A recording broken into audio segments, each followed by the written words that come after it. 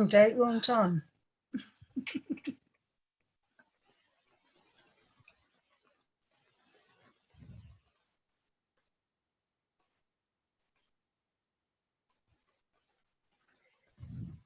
Oh, it froze.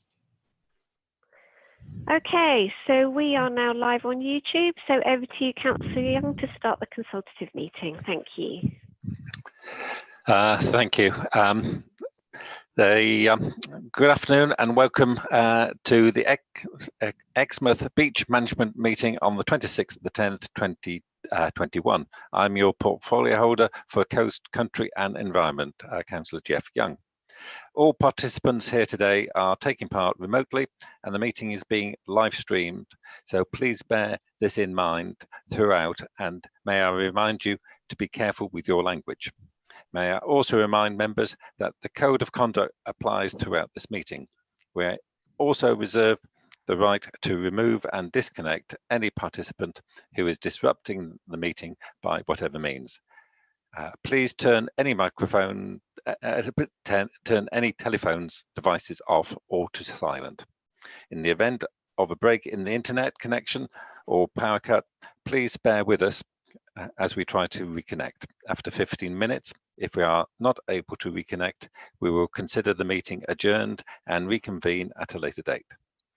Please make sure all microphones are muted when you are not speaking to avoid any background noise levels. Keep points short and do not repeat points that have already been made, and do not interrupt.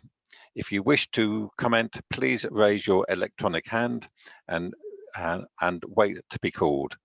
We will now start the meeting by doing a roll call of expected steering group members here present. Over to you, Debbie. Thank you. Okay, thank you. So we'll start with you, please, Councillor Jeff Young from East Devon District Council. Present. Thank you. Councillor Jeff Kagan.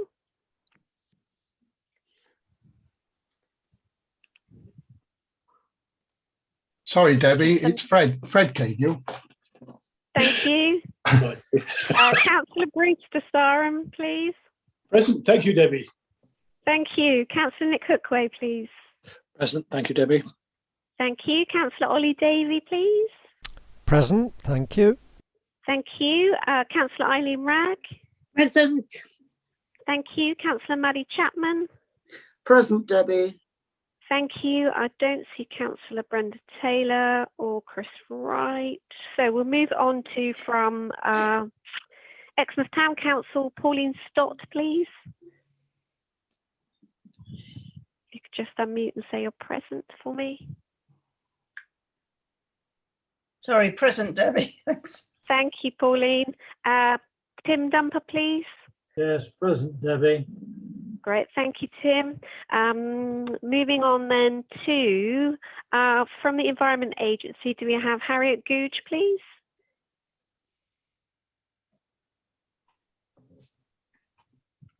If you could just unmute and say hello, Harriet. Okay, we'll come back to Harriet. Max Underhill from the RNLI, please. Yeah, good afternoon, present.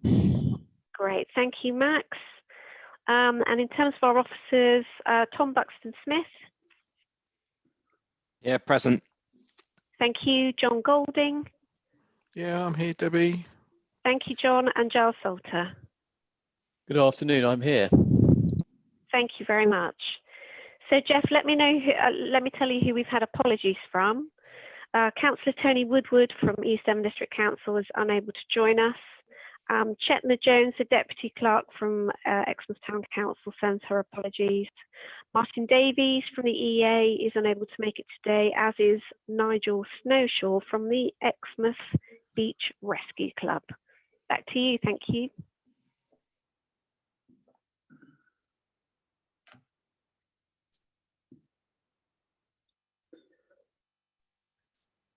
Chair, are you still with us? Sorry, forgot my microphone. It says here that portfolio holder for Coast, Country and Environment, introduction, explanation of chair's role. So as an explanation, I am the chair of the Exmouth Beach Management Plan, and I can tell you it's been a challenge, but we are now making real progress, and it's as I say, a challenge, but it's enjoyable. What's the role of a chair for a beach management meeting? Basically, to ensure the committee come to a decision once we know the facts. That decision needs to be in the form of a recommendation to the District Council Cabinet.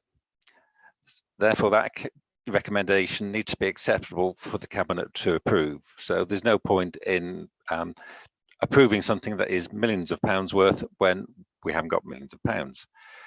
A steering group is a mix of experts, local experts with local knowledge, interested parties, and local representatives.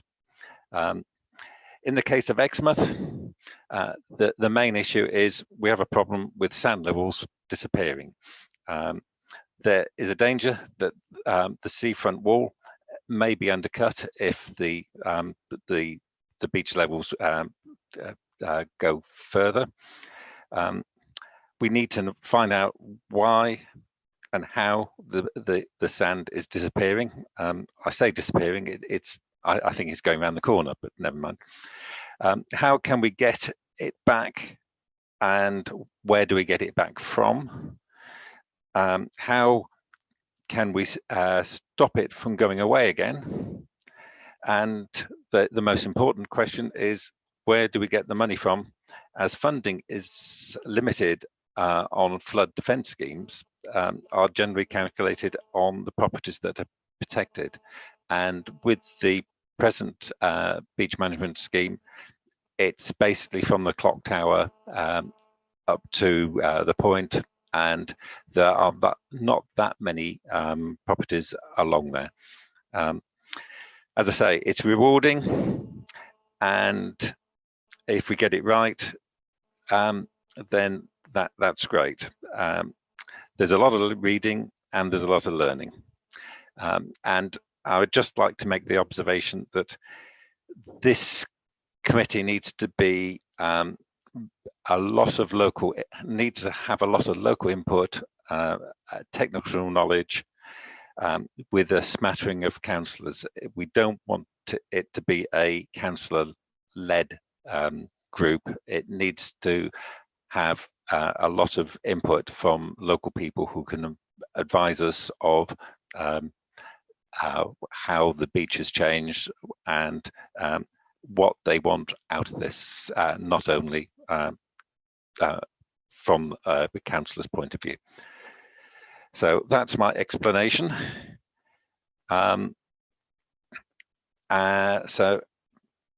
Agenda item 3, reminder of what a beach management plan is and what it covers. So over to you, Tom. I've got two hands up. First, I believe it was Pauline, Councillor Pauline Scott. Thank you. I just want to declare an interest before it all starts that my son is in charge of Exmouth Lifeboat Station and my other son is Deputy Coxswain of Exmouth Lifeboat Station. In fact, they're both coxswains. So I'd just like to declare that interest before we start the meeting. Thank you, Pauline. So our lives are in good order. If we go for a swim, thanks. That's nice to know.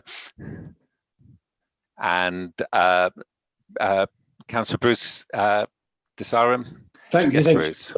Sorry, I didn't wish to rush ahead. I'd just like to raise point 4, and I'd like to propose, if we find a seconder, Councillor Kagan for the chair. I did enjoy your outline of the role just now, and I thought it was extremely well put across. And I don't wish to jump ahead, but I thought I'd raise that while the opportunity presents itself, if anyone is willing to second Councillor Kagan. Can we hold that until Tom explains the what the beach management covers? Is that Yes, going to be best? Yeah, no problem. Thank you, Bruce. Back to you then, Tom. Thank you, Jeff. In another slight change to your agenda, just as we have Max Underhill from the RNLI, agenda item 9 on my list regarding other works on the beach that I was just keen to pick up and let everyone know. The RNLI are about to do some work, so Max had to leave in the last meeting before we got to talking about the RNLI. So while he is still here, I was keen to allow him to comment basically before we get going. So I have a presentation which just has a couple of images on, and I'm sure Max will chip in on bits and pieces. Yep. Oh, Debbie, may I have permission to share my screen?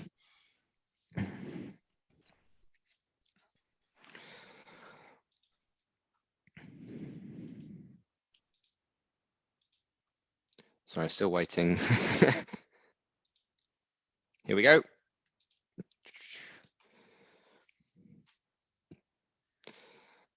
So hopefully you can see a screen now.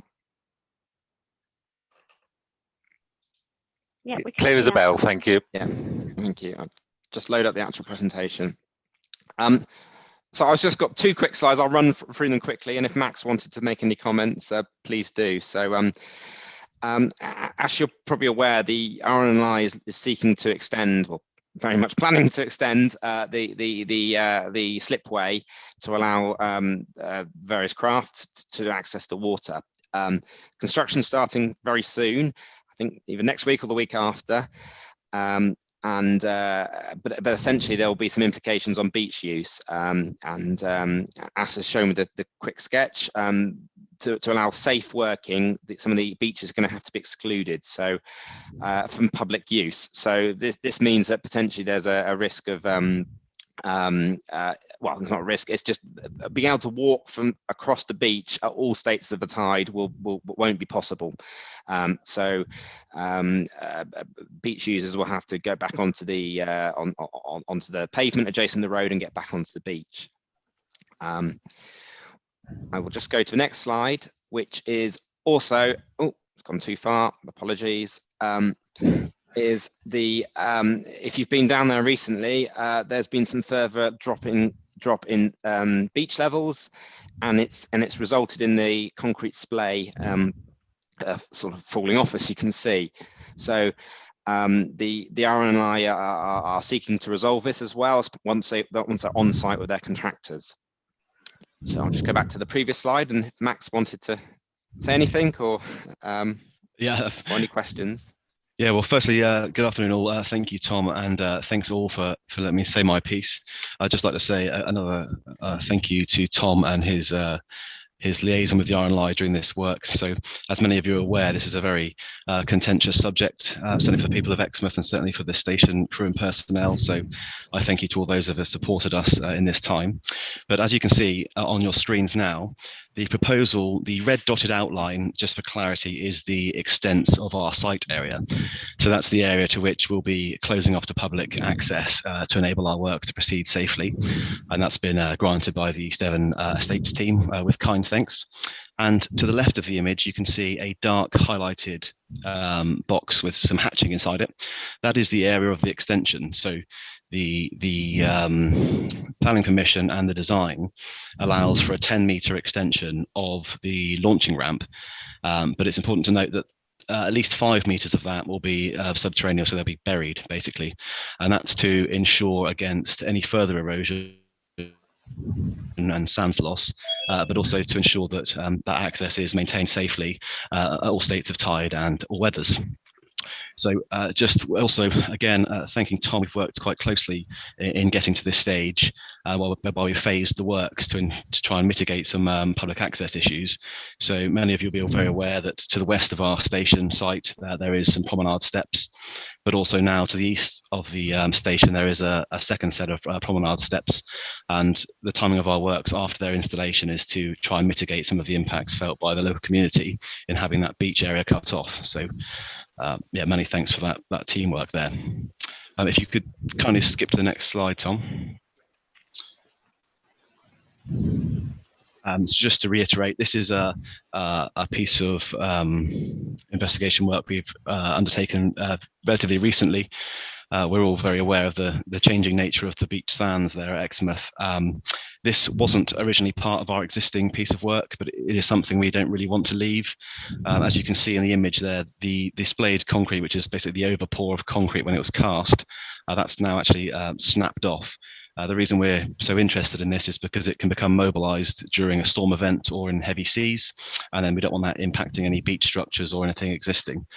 So the intention would be using the R&I's marine licensings held both regionally and in cooperation with the East Devon District Council, would be to make some emergency remedial repairs there to ensure against further loss. So just notice, Tom, we've got a hand up there. I don't know if you want to field that one. Thank you. Sorry, I can't, because I'm presenting, I can't see hands raised. Yeah, Ollie's got his hand up. Ollie Davey, do you want to ask a question? Yes, please, Chair, if that's okay. I was down there the other day, and I can kind of see the need for the extension. But I'm a bit puzzled, because if the sand is dropping, surely the sea is coming in further, so it should be easier to launch the lifeboat, unless I'm missing something, rather than harder. Obviously, I'm totally in support of anything the RNLI want to do down there, because the primary thing is safety. And secondly, you have to ask why the concrete was laid on sand and not down to the rock beneath. I don't know how far that is, but at least to something a bit more solid. Yeah, so thank you for your question, Councillor Davey. I can happily field those. So the launch of the Shannon class lifeboat relies on beach access. So the ramp there is primarily designed to provide access to the sand. So the SLARS, the Shannon Launch and Recovery System, which is used at Exmouth, is designed to give the greatest field of option. So when the coxswain and head launcher decide on a launch site, once they're on the beach sand, they can then choose multiple sites, which is therefore allows for the wave conditions and state of tide. So whilst we can launch from the current slipway, even though we're limited by the drop at the end, it's the recovery. So the Shannon is designed to run up the beach, and I'm sure many of you have seen the Shannon runs up onto the sand and then is winched onto its carriage from the sands itself, and that's the safest way of doing it, and that reduces any risk of the boat or the personnel clashing with a hard concrete structure. But on your second question with regards to the overpouring of concrete, you'll see the flush side there in the image, that was poured into concrete formwork. When this was originally constructed, that was probably 2 meters beneath beach sands, and what you can't see in that image because of shading is that it's actually supported on steel piles. So on top of those steel piles sits a steel reinforcing mesh, and that's to which the concrete's poured. So the sand was only ever really a baseline, but again, we were sort of 2 meters below the current beach level at the original point of construction. Therefore, our intentions of the remediation here is just to add additional depth to that concrete, so the water isn't scouring beneath the promenade.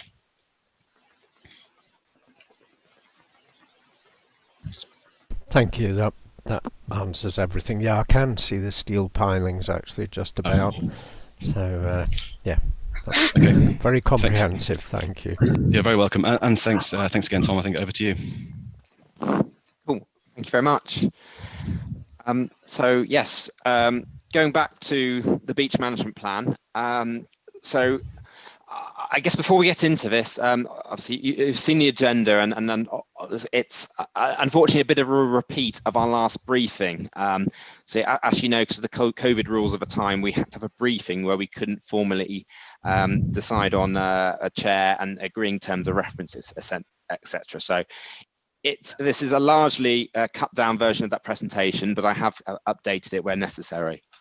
However, there are a few new people that weren't at the briefing, so I have included a few bits and pieces, but also reminders to the other group of what we're trying to do, etc. So, Beach Management Plan, or BMP, is a plan for managing the beach at a local level for the purpose of flood and coastal erosion risk management. So the BMP takes into account and where possible promotes and enhances the other uses of a function of a beach. Its consideration is given to the current condition of the beach and coastal defences along the long-term future. BMPs outline the considerations and actions to be taken for the next 5 years.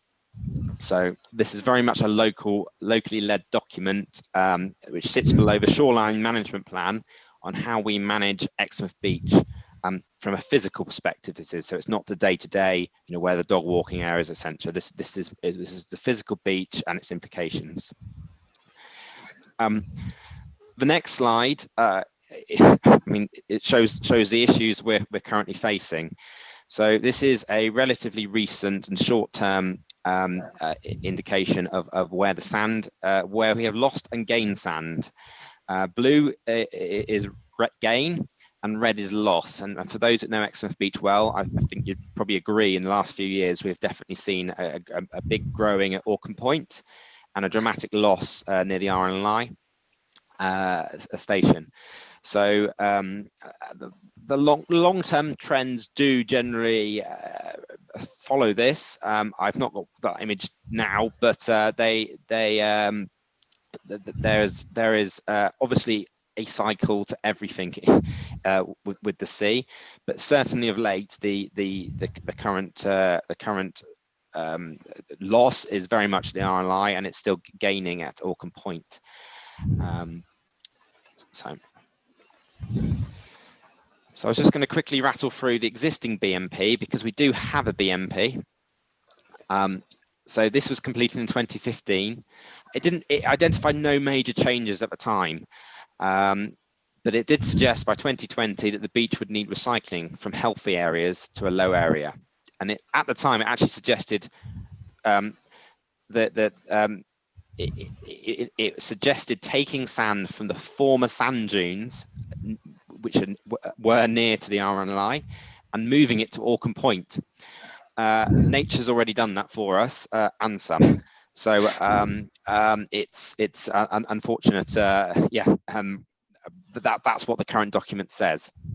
There are other minor elements which have taken place, such as beach pullback, which is where our operatives they remove the sand adjacent to the wall to stop a ramp being formed, which with the way a wind primarily blows sand onto the road and it's lost. So we carry out the beach pullback yearly. And also important to note that originally this Exmouth BMP was part of the Dawlish Warren and Exmouth BMP, but it was separated when the Dawlish Warren went its own way. Tom, we've got two hands gone up. First questioner is Councillor Fred Cargill. Yes, Fred.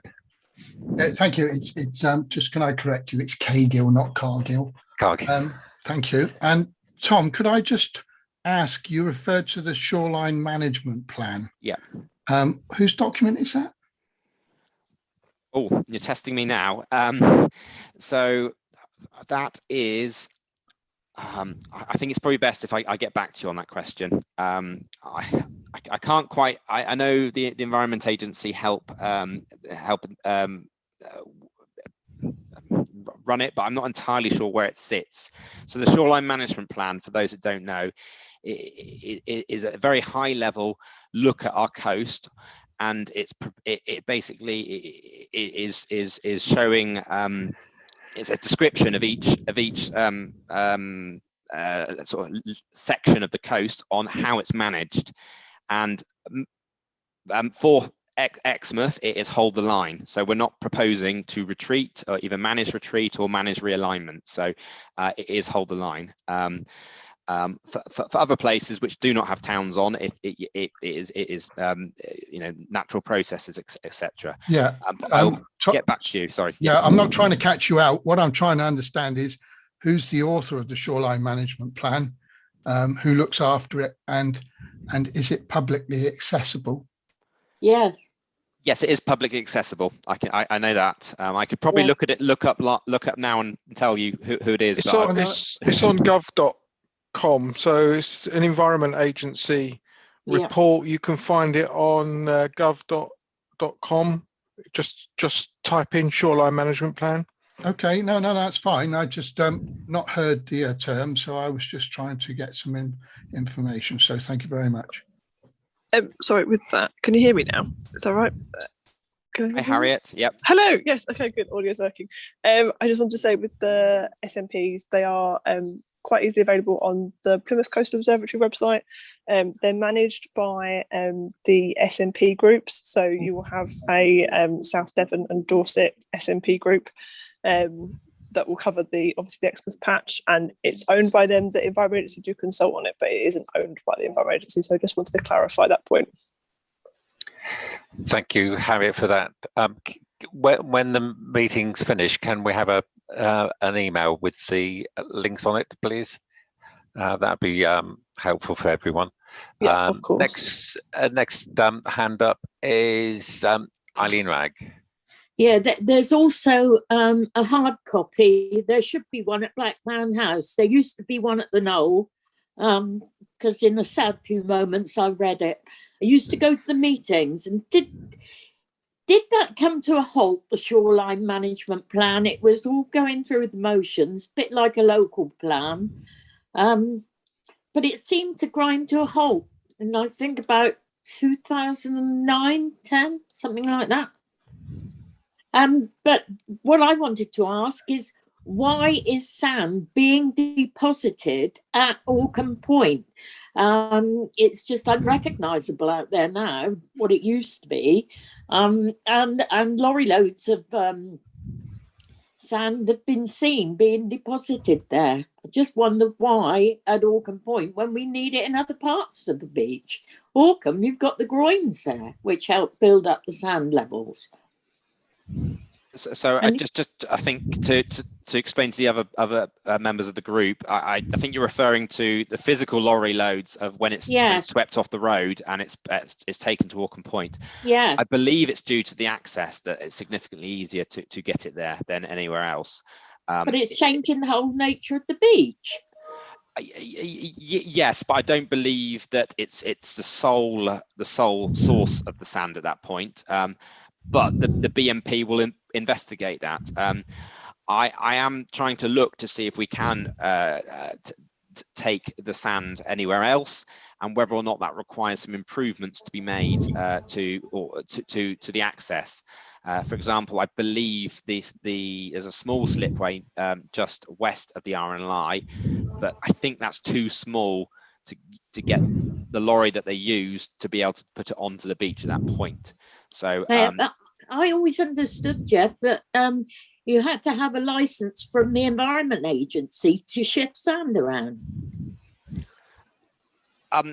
It's now the MMO, and within so the marine management organisations, and we can. There's a certain amount you can do with moving around recycling if it's to a former level, and that can be covered by an exemption quite easily. When you start bringing new stuff in, or you significantly change, yes, it does need to be properly consented by the MMO. Yes. Obviously, there are issues with scraping the sand off the road in terms of beach pollution. So I understand not always it is taken back to the beach. The next questioner is Councillor Maddie Chapman. Thank you, Maddie. Thank you, Chair. Tom, we're looking at Orkham Point and the lifeboat station. Have we done a survey on the wall further along the beach, i.e.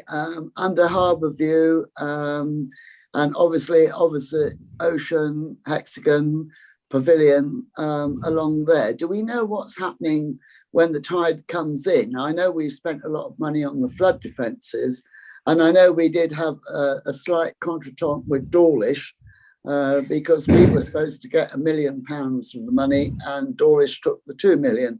And I think Eileen and I kicked off about it. But I don't know how we can sort of look at the whole thing if we're just looking at a section. Have we done a survey on the whole lot yet? Are we going to, so we know what is happening on the wall? Because in some places it looks as if it's really going down there. Sorry, can I check? Do you mean the wall or the beach levels? Well, the beach level is going down, but when the tide comes in and bashes the wall, I'm wondering how deep the wall is actually along the beach now. I see there's a red point, and I'm not quite sure.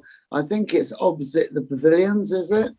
And I'm thinking, how is the wall standing up along the whole of the beach?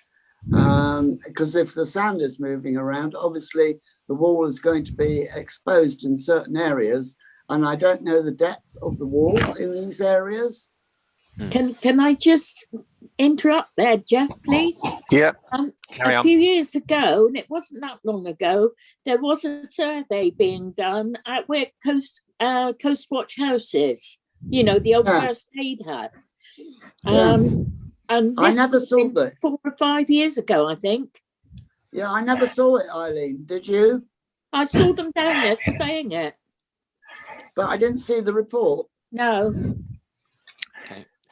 Are we back to you, Tom, if you can clear up the issue with the reports and surveys? Yes, I can answer. I guess there's a couple of things. The beach survey is probably easiest to answer. So we have the beach surveyed by Plymouth Coastal Observatory, and all their data is publicly available on their website. Yeah. And they do it, I think, at least yearly, but we can call them once a significant storm event. They're often keen to survey a beach in its its post-storm conditions. So off the top of my head, the last one was done October last year. There may have been one this summer that I haven't been told about because I didn't instigate it. So it is regularly surveyed in terms of beach levels. That's physically going out with staff and measuring the beach in transects across. They also do LiDAR, which is this image here. And that's just flying over a plane and measuring the distance and comparing it over time. Regarding the wall structure, that's inspected by our engineering team. I can't tell you off the top of my head the construction and how far we'd have to go down to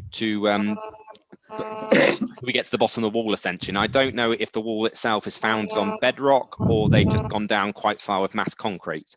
But annually the walls are inspected, and if there's any minor issues such as pointing being missed, we fix it within our maintenance budget. But if there's any significant works, that tends to fall to our capital bid program.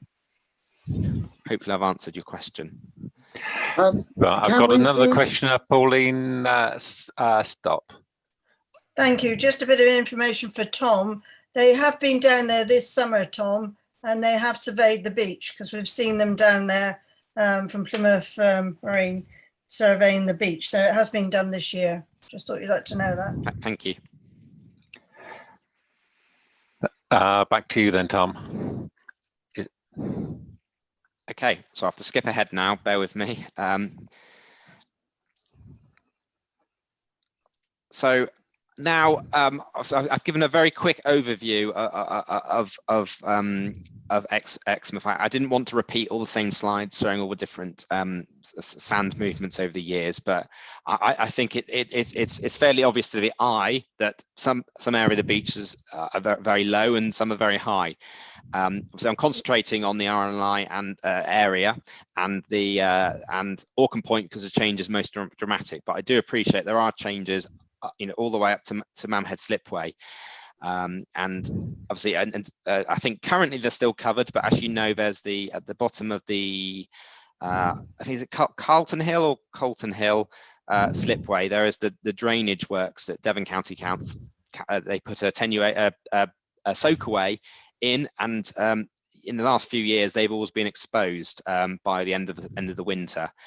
We did some works with Devon County Council and had them tidied up, so they're not such a hazard to as they were. You know, it was bits of fabric caught up in you know, with sand, etc. So they've all been tidied up, and so far, and you'll probably say they're exposed now, but when I was last down there, they're still covered in sand. So that area has got you know, a good amount of sand in it because it was previously dropping. Okay, so moving on to the next bit of the presentation, it's basically going through the proposed scope of the group. So can I stop you for a second? Yep. I'm conscious you kind of moved on to section 5 of the agenda. Should we deal with the nomination for chair first, if you're happy that you've covered the backstory of the beach management plan as is? Okay, I think I might have made a slight error with the numbering at my end. I might have gone off an older agenda. Yes, so apologies. So I have the terms of reference and chair later. I can go to that now or finish here. I think it would be best if we deal with the nomination for chair first, and then you can go back to, we'll then work through the group agreeing the scope and the terms of reference. So if you can take your slide down for a moment. Chair, if you're happy for me to, we'll although I know Councillor Brewster-Harm did a proposal earlier, but for the sake of those watching online, let's go through that process again if we can. Can I call for nominations for chair of this group, please? I nominate Paul Miller. I've got Eileen. If nominate you can go Paul first. Miller for chair, please. Seconded that. Thank you, Chair. So I have one nomination for Paul Miller that's proposed and seconded. Do I have any other nominations, please? I nominate Fred Cagill. I'll second that, Debbie. And that's seconded. So I have a second nomination for Fred Cagill. I'll make sure I get your name right this time, Fred. My apologies. Do I have any further nominations, please, for chair of this group? Everyone's staying silent? Okay, so I'll just clear the hands momentarily. As we have 2 nominations for chair, what we will have to do is go to a vote. So I believe all our members present are familiar with using a green ticks to vote in support and red cross for against.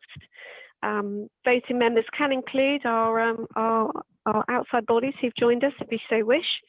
So, Chair, if you're happy for me to run the vote, we'll get that underway now. I am more than happy. Okay, so those of us who joined us today, we'll start with the first nomination. Could you please vote if you're in support of Paul Miller as chair of this group, please? And for those watching online, the vote is now taking place. So I have 6 for and I have 2 against. So just to be sure that we haven't got any odd numbers, I'm going to clear that at the moment. And just run a vote, please, on the second nomination for Fred Cagill, please. If you're in support, use your green tick. If you're against, please use your red cross.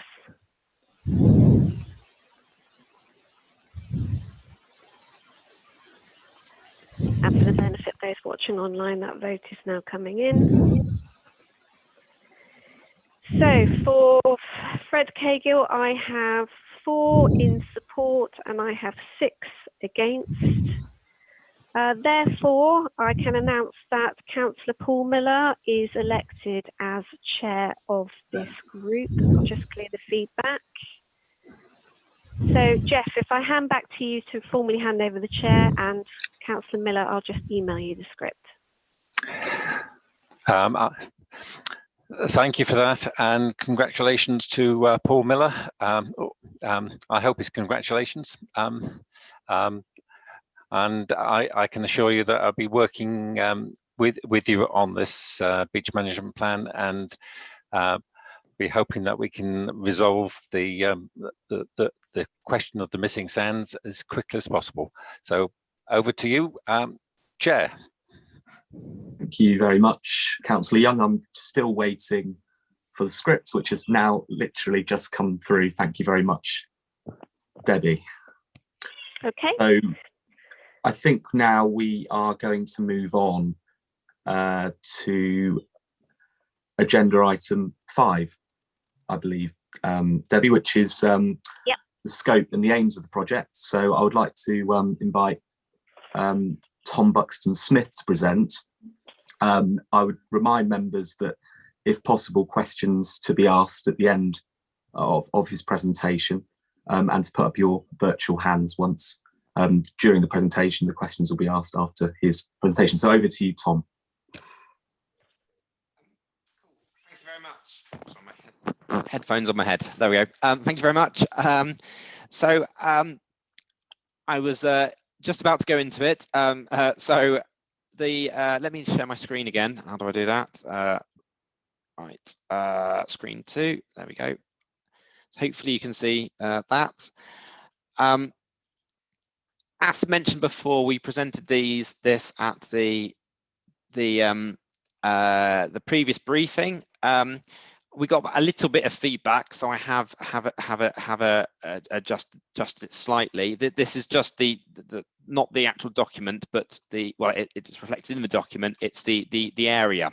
So originally it was quite clear we were only looking at the area from essentially Mamhead Slipway to Walkham Point or Smeaton Wall, but obviously there is a bigger area to look at. So I've added in that the study areas to include beyond the physical boundary of the beach. So incorporating the estuary and Dawlish Warren, and understanding from their various management groups on what's going on there. So we're not having a closed door look at, sand coming in, some sand coming out, and not trying to understand the bigger picture. So part of the scope is to look at reducing sand loss on the beach and increasing if possible. We also want to maintain the beach to protect the seawall and maintain and improve the amenity of the beach. But it's also to be clear that although it's a beach management scheme, a plan, it's not the management of the day-to-day running of the beach. So this is more to do with the physical ins and outs of how the beach is managed into the future to give us the a healthy and a beach to the future that is still good for amenity and the local economy, and we can enjoy it. So during my hopefully you would have seen the proposed terms of references which have come out. For all this group to function, to go forward, we need to agree a term of reference so that we can make formal recommendations to Cabinet going forward, but also help guide myself with the project. So I've hopefully you've had a chance to look through the terms of reference, and if there's anyone who wants to make any changes, we can talk about them, discuss, and obviously then we can hopefully agree them here with a vote. So if anyone wants to put their hands up for any changes in the terms of reference. So taking you back a step then, Tom, yeah. Has anyone got any questions to raise, particularly on the scope and the aims of the project? Chair, I don't know if you want to move that forward if the group is happy that you agree that's the way forward.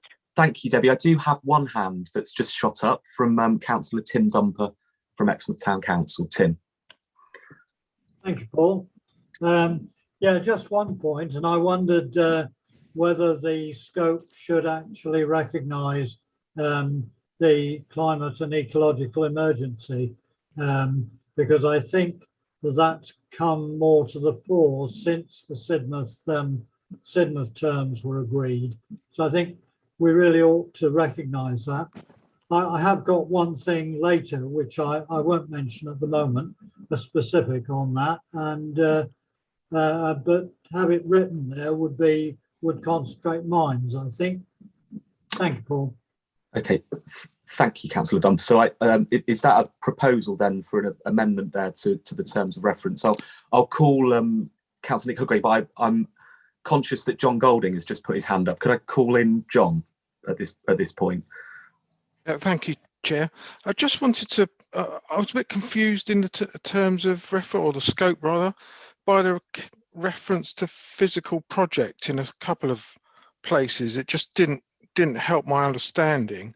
And I suppose a couple of other things. One, presumably the outcome that we want to achieve is a refreshed beach management plan. And in addition to protecting the seawall, do we not want to look at protecting other assets and make some reference to preventing flood risk and any coastal erosion? And I suppose the final point was, it's just a little bit vague in terms of the extent of the projects by reference to Smeaton Wall and Orcombe Point, or if we can be a bit more precise, pin that down, maybe use a map similar to what we've undertaken at Sidmouth. Thanks, Chair. Yeah, thanks, John. Some interesting points, I think, there. I'll take a couple more speakers, and then we'll look at what we might want to do in terms of recommendations. So I'll call first Councillor Nick Hookway. Thank you, Chair. And you hear me? Yeah. Oh, yeah. Okay. Thank you. Yes, I would like to agree with Councillor Dumper's comments about the necessity of relating the climate issue to this. I have to say I am extremely concerned by the loss of sand on Exmouth Beach. Seeing those photographs of the undercutting of concrete on the lifeboat station indicates that the loss of sand is still continuing there, and I'm really worried about it. This loss of sand has ruined what was a fabulous beach in many years ago, and we now have a whole series of pieces of infrastructure that are jutting out into the beach for people to trip over as a safety hazard and so on, and it just simply removes the appeal of the beach for tourists. And so I think one of the words I would like to see added here in the scope is the word urgent. I think there is an urgent need for work here to try to at least stop the loss of sand from parts of the beach, and we must try to raise the level of the beach as soon as possible. I'm quite happy with some of the aspects of scope. I'm happy with what John Golding has just said. I think we must cover the entire beach from Orcombe Point to the point, and we must, I think, regard this as an urgent matter. Thank you, Chair. Thank you, Nick. Councillor Maddie Chapman, please. Thank you, Chair. I also agree with John Golding. And the study area beyond the physical boundary, I would like more clarity on that, exactly how big an area beyond the physical boundary. And it says to protect the sand, to protect the sea wall. And I still maintain that we need to have a report from the engineers on the state of the sea wall right along the beach, because a lot of the steps now do not actually go down onto the sand. There seems to be a drop of 2 feet in some places. I don't know if anyone else has picked up on this. So we need to know, exactly what is happening with the wall. And then we can look at putting the sand back. If the wall's not good, don't see the point of putting the sand back for the wall to collapse on us. So I would like a bit more engineering know-how, Chair. Thank you. Thank you, Maddie. Next, Councillor Fred Kagan. Yes, thank you very much. Well, firstly, I concur with Councillor Chapman. You've got to have a starting point, and you've got to have a start in terms of the plan working, but you need to know what you're dealing with before you deal with it. It's not just about the sand. With regard to the terms of reference to the area, I would ask, Chair, if we can get a clear definition if this beach management plan project is going all the way to Orcombe Point, because the locals refer to the first point as Orcombe Point. It's stated on the Ordnance Survey map that the first point is Rodney Point, the next point is Orcombe Point. So this would mean that it would encompass Rodney Bay. So let's just get some clarification on whether we're going to Orcombe Point or to Rodney Point, which is the first point.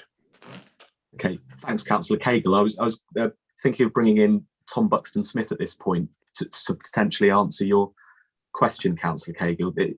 Is there any clarity we can provide here, Tom?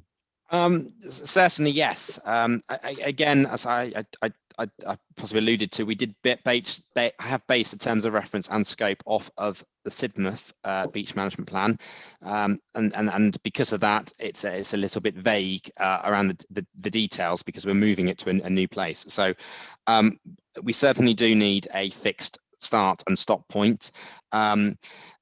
Orcombe Point, as you mentioned, is the general term for the whole jutting out of land, but I don't see the need to include Rodney Bay, which I'm unfamiliar with, I must admit, within the beach management plan. So, yeah, perhaps defining it. I mean, I think certainly a map, providing a map with the document will remove any naming issues beyond doubt, but going from the point all the way to was it Rodney Point, not Orcombe Point, would seem sensible to define the physical boundary of the project. Can I just come back, Chair? Yeah, of course. Yeah, thank you, Tom. Yeah, I hear what you're saying, but I think you need to look at Rodney Bay. Yep. If you're not familiar, you go around Rodney Point into Rodney Bay. There's a terrific amount of sand around there as well. So where the sand has moved in the estuary, it's not just been dumped this side of Rodney Point. It's actually dumped into Rodney Bay as well. So it would be pertinent to use the term Orcombe Point as the second point, because that's what it is. All right. Okay, that's noted, I think, for Tom, and we'll try to capture all the comments when everybody's spoken and see whether we can come up with a recommendation. Next is Councillor Pauline Stotts from Exmouth Town Council. Thank you, Chairman. Whatever we do, we'll have to watch what Dawlish Warren does. In the 60s or late 50s, we lost all of our sand at Orcombe Point, so we had to put in groins. We cannot afford this time to put in groins because groins do bring the sand back. Perhaps even the new extension to the lifeboat station, the ramp, will actually bring some of the sand back there. Will sort of be a bit like a groin. Walking the beach this morning, for Maddie's benefit, all the steps now do go down into the sand. They've already been done. So that's one good thing that's been done. Round Octagon, the sand is good there. It's good all the way along, really. There's a bit sort of down the end, more towards Manhead Slipway that's going. But otherwise, the main part of the beach is from, say, Side Shore to the lifeboat station. And that's the main bit that's gone. It's sort of scooped it out there.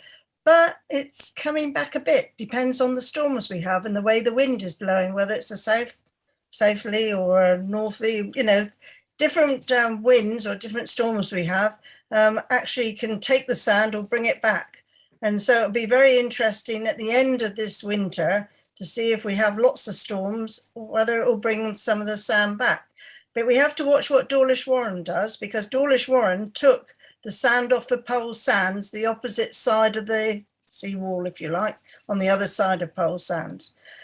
Because if Pole Sands is moving in towards the beach, then that also will stop the channel that is running there at the moment. And then there'll have to be a new channel going out for the boats. So there's lots of things we've got to look at, because Dawlish Warren are planning to do something else and they're not part of this anymore. And so they'll have to be watched very carefully, because every time Dawlish puts another groin over there, we tend to lose a bit more sand. So it might be good, like Fred said, if we can take some of the sand from Rodney Cove. If there's a lot round the corner, that won't really affect our beach so much. You know, so that's my little comment. Thanks very much, Councillor Stott. Some good points, and I think we just need to keep to the to this terms of reference. So you have reminded me, actually, I must declare an interest as one of the council appointed directors of Sideshore, the Queen's Drive Community Interest Company, as you mentioned it there. So final speaker, it seems, is Councillor Young. Thank you, Chair. Interesting that you should bring up Sideshore, because what I was going to say is we need to include any of the properties that are on the seafront. If we look at the flood zone map from the Environment Agency, include all the areas, I think that does include the tennis courts and the cricket club bowls. If you get seawater on the cricket club, I don't think the cricketers are going to be very appreciative. So if the more we can include, hopefully the more that we can get in funding. But obviously it will be determined by the Environment Agency and stuff.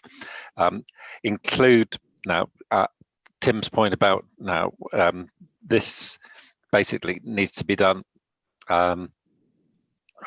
to protect the town, and it is because of climate change we're having to do this with the extra measurements that we have to take into account.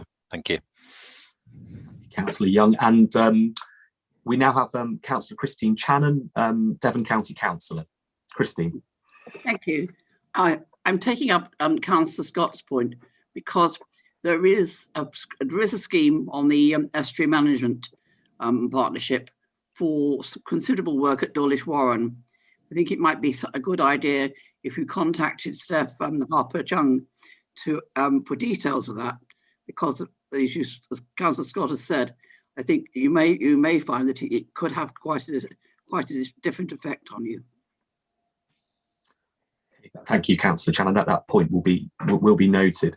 So, just for some guidance, please, Debbie, before I try to capture some of these points, are we drifting into agenda item 6 here? Because I don't know whether because agenda item 6 is terms of reference. Agenda item 5 on my chair's script here is the scope and aims of the project, and in agenda item 6, it's not just discussion of the substantive parts of the terms of reference, but also deciding over the total number of voting members from Exmouth Ward. So just some guidance, Debbie, over where we are, if that's possible.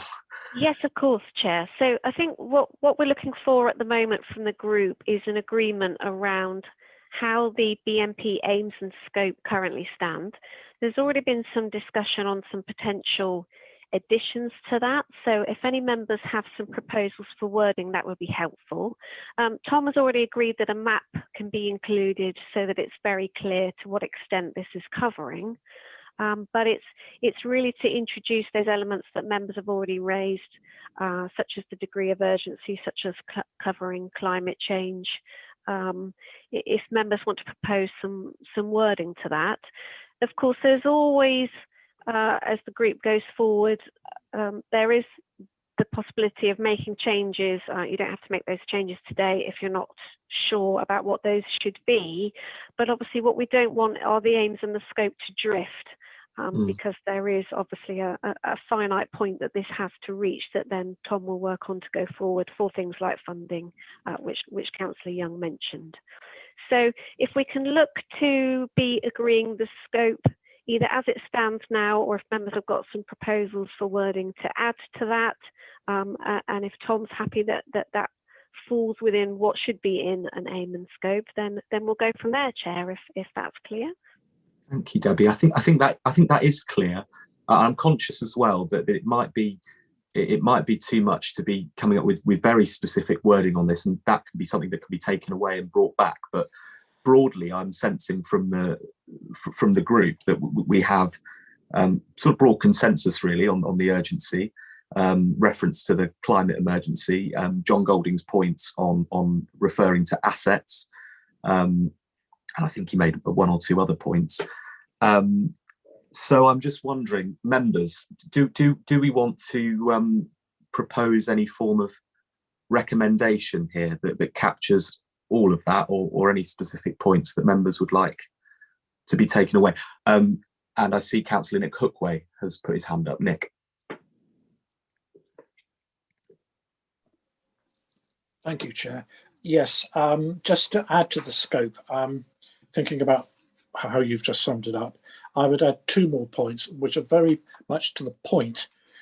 Point 4, to view this project as urgent, and point 5, to tackle the project with regard to the climate emergency. Thank you, Nick. I think that's quite a clear proposal there. Do we have a seconder for that? And I see Councillor Tim Dumper's got his hand up. Tim. Thank you, Chair. Yeah, I just wanted to put the two words "and ecological emergency," because I think wildlife and marine life in particular, and seashore life, very important, and I think we need to put that in. Okay, you happy with that, Nick? Absolutely, I think that's an excellent addition. Thank you. Fantastic. Councillor Young, next. Yeah, just to point out that where we've said study area to extend beyond the physical boundary, that will cover what I was saying about the properties on the seafront, such as Side Shore and the lifeboat station. All of that area could be covered in that, if that's acceptable. That Tom can come back with a map and with these other areas, if that's acceptable to him. Okay, all right. John Golding, I'll bring you in now as you've put your hand up. John. Thanks again, Chair. I'm just suggesting that Tom and I can work on the revised scope and aim to bring it back to your next meeting. We'll use Debbie's no doubt excellent minutes that she'll produce for us, and also conscious that we do not need to let it drift. So hopefully at the next meeting we'll have picked up all of these points and present it back to you at the next meeting if you wish. Okay, thank you very much, John. So we have a proposal in a second for the sort of broad themes of what needs to be added, which is a fourth point on the urgent need and the fifth point on the climate and ecological emergency. So I think we should have a vote on that. And then I think after that, John Golding and Tom Buxton-Smith will go away to come back with a revised suggested terms of reference. Is committee, is the group happy with that approach? I will then go to a vote. Okay, Debbie. Chair. So members of the group, if you could use your green tick if you're in support of that approach, red cross if you're against, or raise your electronic hand if you're abstaining. And for those watching online, the vote is now currently underway. I'll just give that a few more moments. So, Chair, I have 8 in support and 1 abstention, so that's carried. We'll progress that in that way. Thank you, Chair. Okay, thank you very much, Debbie. I think now we're moving on to, and please correct me if I'm wrong on this, Debbie. Agenda item 6 on with reference to the terms of reference, but deciding over the total number of voting members. Am I correct there, Debbie? Yes, Chair. So obviously the group will of course have some comments on what's included in the terms of reference. They may want to raise a query on the wording or add some additional things in. But in terms of practicalities, what we're looking at is to have nominations, please, for 2 Exmouth ward members who will be representing EDDC on this group, who will be voting members. Of course, any Exmouth ward member is welcome to attend the meeting, and if the chair permits, to ask questions and join the debate, as we have with other meetings. But members, if I can ask please for nominations, please, for those 2 members from the Exmouth wards to be the voting council members on this group. Thank you. Okay, and just to be specific, we're talking Exmouth EDDC ward members for the 2, and I will come to Paul, the speakers in a minute. Is that correct? Yes, that's correct. Okay, yes. All right. Councillor Stotts. I just wanted to say that Tim Dumper and myself have been elected through the town council at Exmouth for the town council positions. Okay, that's noted, and I was aware. So for everyone's knowledge, we do have elected Exmouth Town Council members who can vote on this group. I think I'm right in saying that, Debbie? That's correct. Okay, so we'll now move. Councillor Nick Hookway has his hand up for a nomination. Nick. Yes, I'd like to nominate Councillor Ollie Davey, please. Okay, we need a second. Councillor Ragg has seconded. So that's 1 Exmouth ward member. We need another, I think, before we vote. Yes, please. So I see no hands, but if it was, I wonder whether Councillor Fred Kagan might be interested. Do say if you don't, if you don't fancy it, Fred. But no, I'll stand down on that one.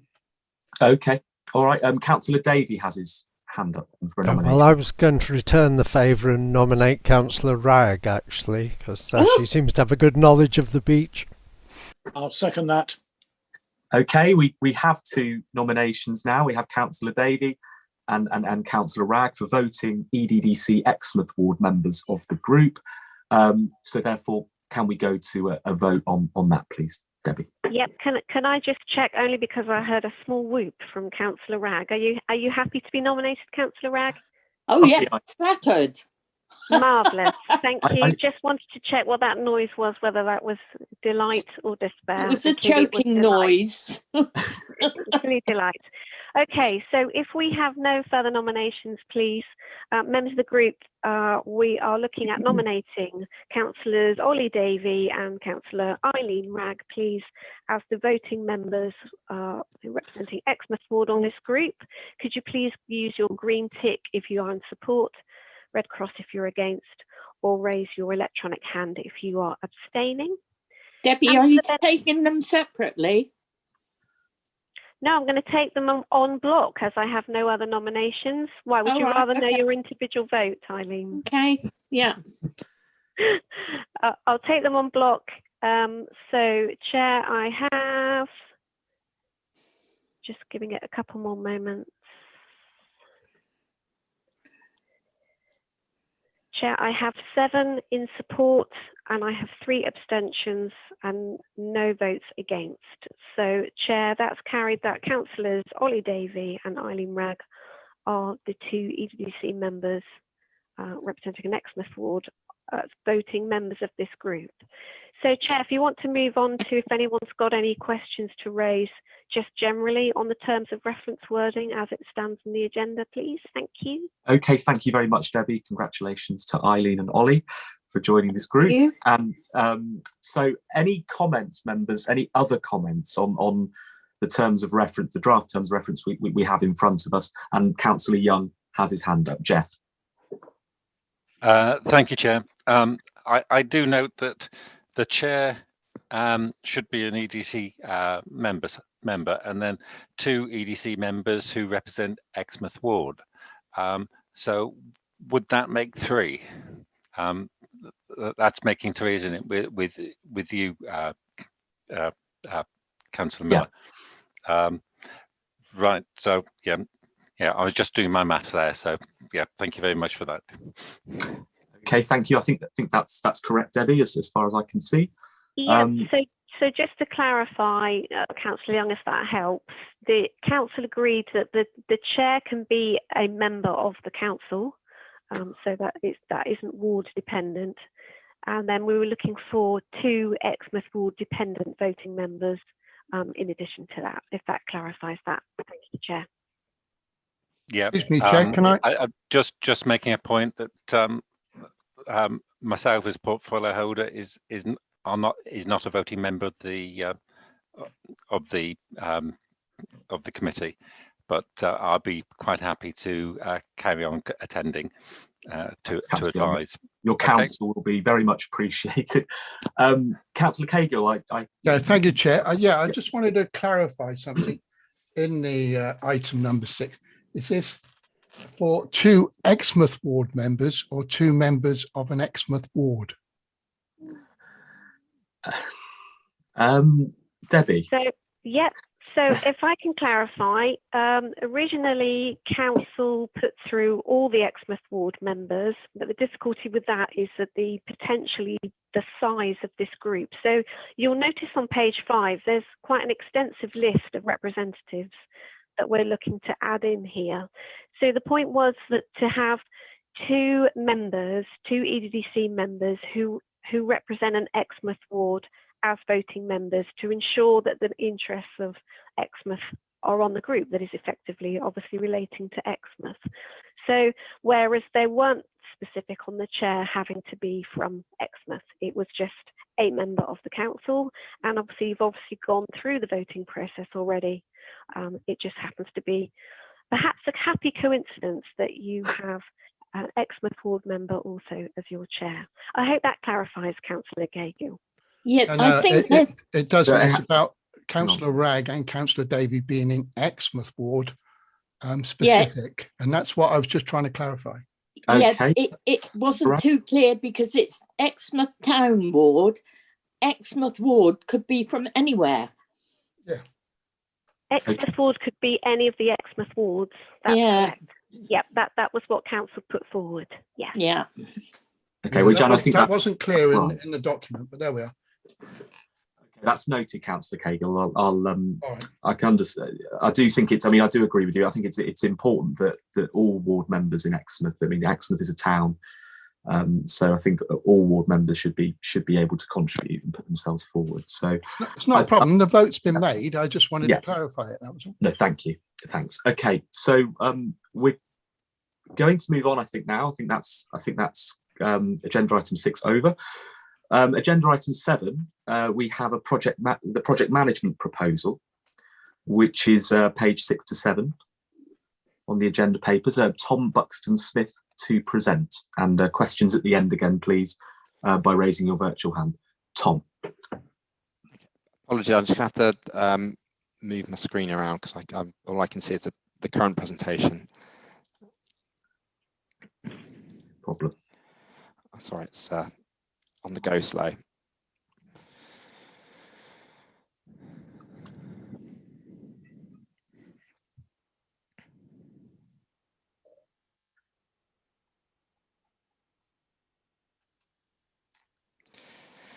Okay, so I've got it now in front of me. Hopefully it's agenda item 7 on the actual agenda, not my presentation, which is confusing things. So I apologise for that. That's correct, right? So this is the project board's roles and responsibilities. So at the moment, before you proceed, Tom, can you just take your slide down, because I think that's going to confuse the issue. We'll ask that. Yes, Thanks, it will do. Tom. Yes, sorry, I've got too many screens open on too many things, so it's right. That's much better. I apologise about that. Carry on, Tom. Yeah. Okay, so I'm just checking on. Unfortunately, the numbers are out. So here we go. Right. So as I was saying, we have the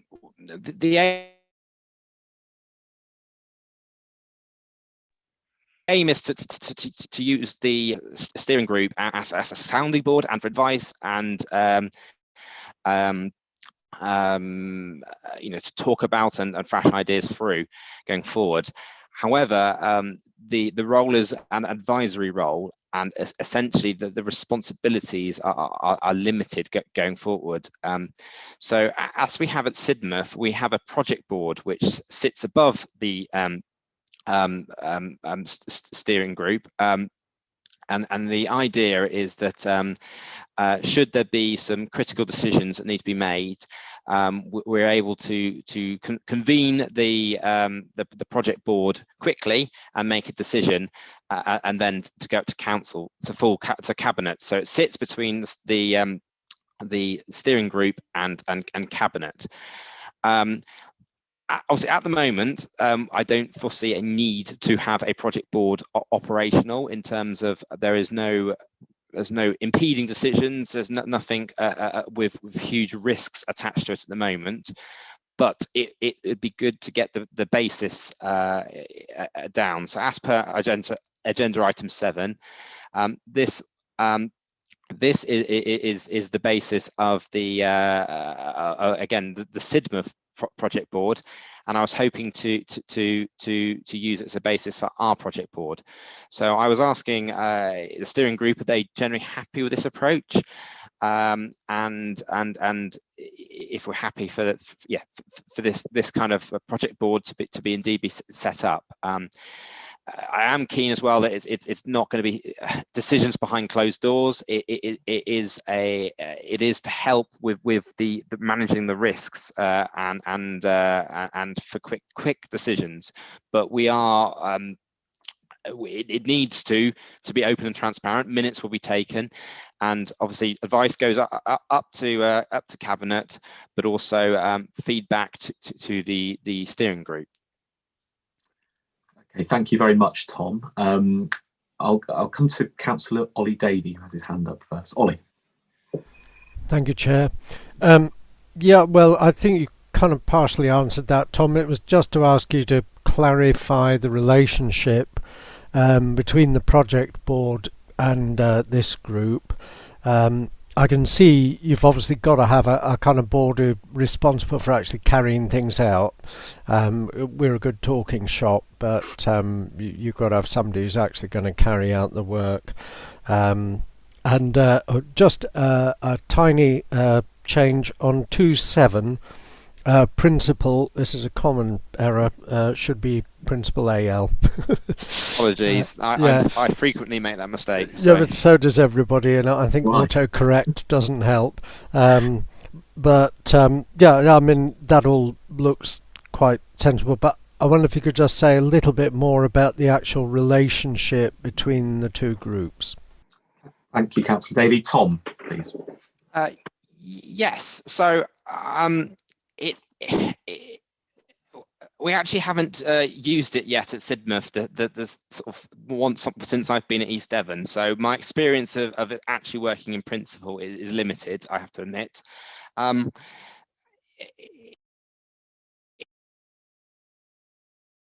It's essentially small decisions that the project needs to make to keep going. So I, as a project manager, responsibility, but I might need some further reassurance from other officers and other people that this is the right course of action. But again, keen that we're not making decisions in closed doors and it's been done, decided, and moved forward. So we will always minute it and report back to the advisory group. That's the plan and proposal. We don't. We also won't meet unless we have to. So at the moment, I don't see a reason to start the board. We just want the process to be able to start the board available to us. So, for example, we might get into, well, I'll go into it later, but at some point, we're hoping to appoint a consultant to carry out some investigation for us. And as part of the process, there might be something in the procurement of that needs a technical decision quickly. I don't think that's appropriate to take to the whole advisory group and broadcast. It's probably contractual bits and pieces, nitty gritty that needs to be reported on, and obviously minuted and excluding any commercial sensitivities. Minutes written and shared with the group. So that's how I see it's sitting. Obviously, decisions can go straight from the steering group, sorry, to cabinet and council. But this is an extra layer of management should we need it, should we need that quick response as well. Because the other thing is obviously getting everyone around the table now takes quite a lot of planning, whereas a smaller group can meet at a much shorter notice to discuss anything urgent coming up. Hopefully that's answered your question. Ollie, yeah, that answered the question. I certainly understand it. I endorse that approach myself. Any other speakers? I don't think we have any. I'm very happy to propose from the chair that we adopt the proposed project management sort of protocol or the system we're using. So can we go to a vote, Debbie? I don't know whether I need a seconder from the chair. No, you don't. You can propose from the chair. That's fine. That can go ahead. So, members of the group, if you can use your green tick if you're in support on those roles and responsibilities that have been outlined in the agenda, red cross if you're against, or raise your electronic hand if you're abstaining. And for the benefit of those watching online, the vote is now taking place. I'll just give it a few moments more. And Chair, I have 7 votes in support, no votes against, and 1 abstention. So that is carried. Thank you, Chair. Thank you very much, Debbie. Thank you very much, Tom. And it's over to you again, I think, for agenda item 8, which is beach management plan progress updates. So over to you, Tom, to present your reports on progress update. Thank you. Okay. Let me fire up my screen. And to remind members, raise your virtual hands and we'll take questions at the end of Tom's presentation on this. Thank you. Okay, hopefully you can see my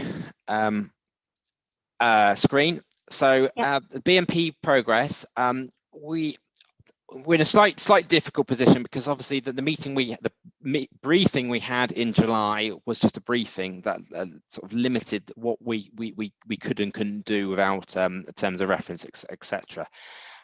But we're well aware that to do any meaningful work, we're going to have to spend some money to appoint a consultant with the resources and ability to look into the issues further, and also produce the beach management plan. So it's capital bid time at East Devon, and we've submitted a bid for money to pay for the consultant. This is currently how it works with flood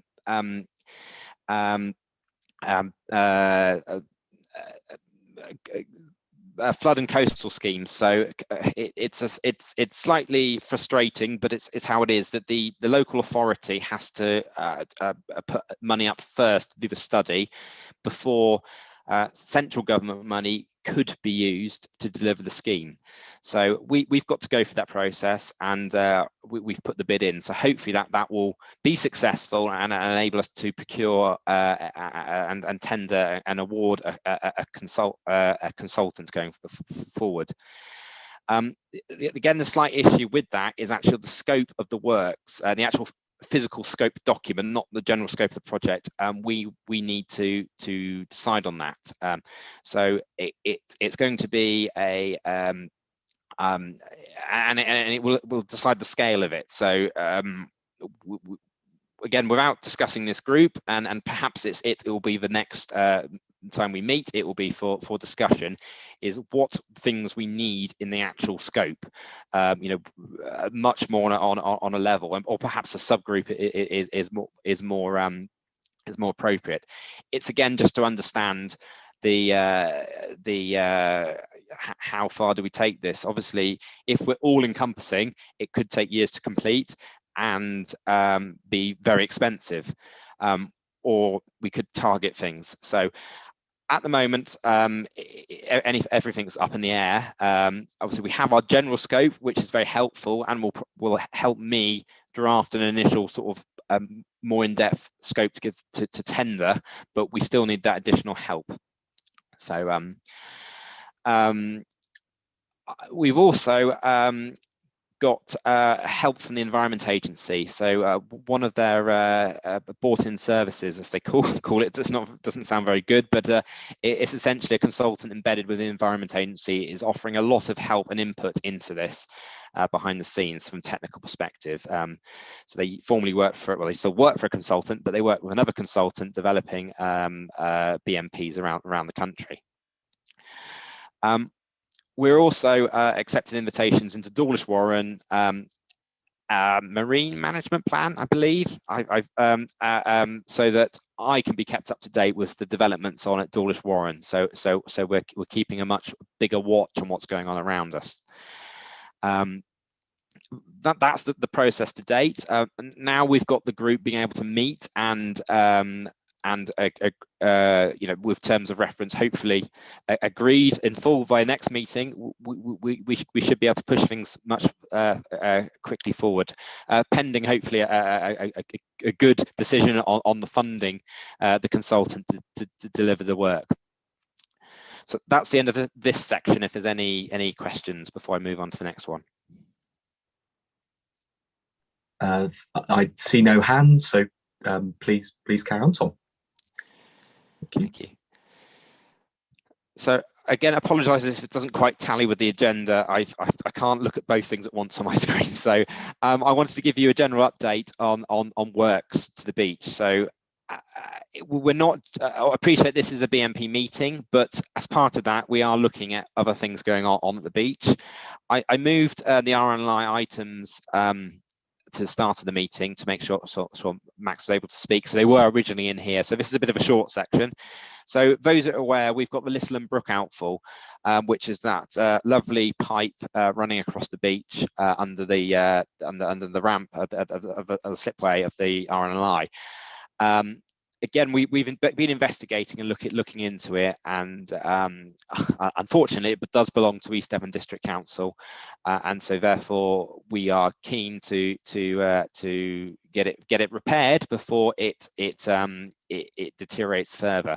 So again, looking at a capital bid to get this repaired, and again, hopefully by autumn 22, we should get this done.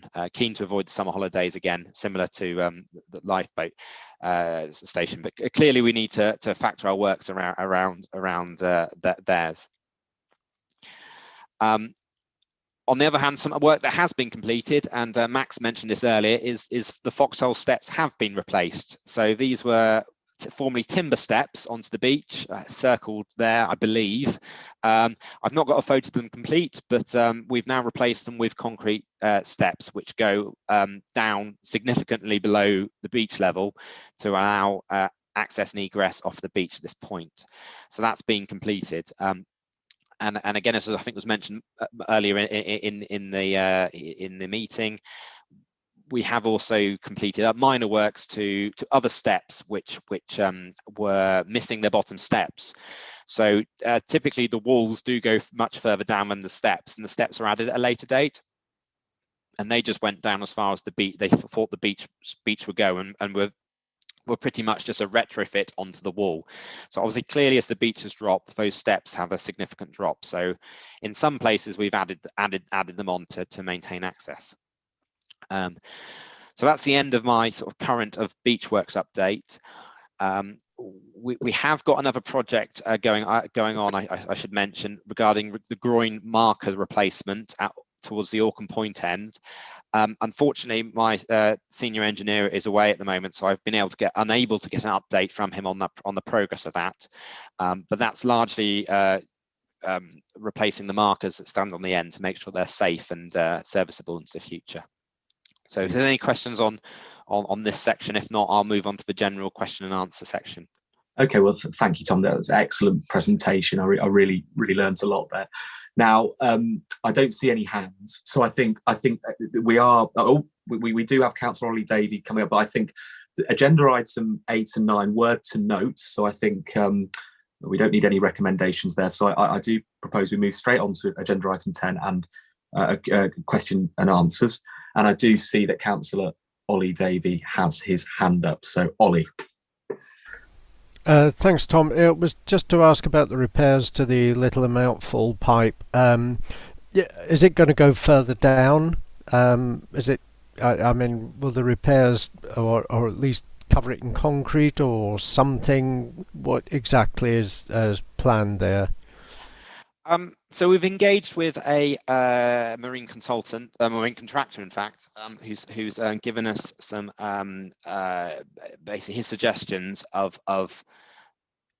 most likely to do the job, and we've tailored the capital bid to it. I believe because that pipe essentially is laid on sand, which would have been several meters below underground, and now it's fully exposed. So I'm of the opinion, and the consultant is that the contractor is, sorry, that we'd have to temporarily bypass it and allow it to discharge onto the beach. So sorry for those that don't know, I know talking about outfalls, and outfalls are quite in the news at the moment. It is a river. It's not the Southwest Water combined sewage outfall. It is the Little Brook. So we'd be looking at potentially discharging that onto the temporary onto the beach, while we remove those the pipe, lay a decent concrete foundation underneath, and I potentially either lay a circular pipe on top and encase in concrete, or potentially box sections bolted to the concrete going down, which will tie into the section on the rocks, which is a different makeup, because that was always designed to be exposed because it sits on the rocks off Mare Rocks. So that's the current proposal, and the capital bid has been tailored towards that. It does go through the various options that we could just cover the existing in concrete, but given the fact it's quite distorted already, because it's sitting on sand, it seems it's a sticking plaster. So that's our current proposal. Hopefully that's helped. Thank you, Tom. We have a hand up from Councillor Pauline Stotts. Pauline. Thank you, Chairman.